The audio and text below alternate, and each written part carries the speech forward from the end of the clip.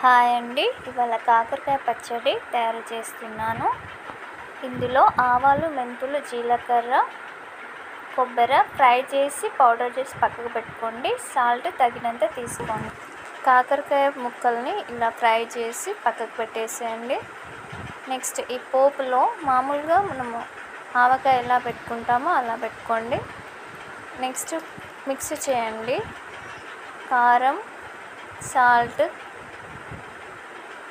ఇంతకుముందుకు మనం పౌడర్ చేసుకున్నాం కదా, అది కూడా వేసేసి కాకరకాయ ముక్కలతోటి బాగా మిక్స్ చేయండి.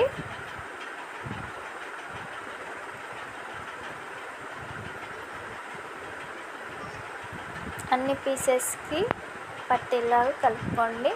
ఇప్పుడు తాలింపు ఏదైతే పెట్టుకున్నామో దాన్ని కూడా మిక్స్ చేయండి.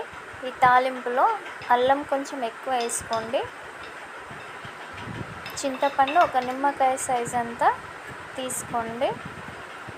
సో ఇప్పుడు వీటిని కూడా బాగా మిక్స్ చేయండి. నెక్స్ట్ ఒక బాటిల్ తీసుకొని ఈ పికిల్ని అందులోకి ఫిల్ చేసుకోండి. టేస్టీ కాకరకాయ పచ్చడి రెడీ. మీరు కూడా ట్రై చేయండి.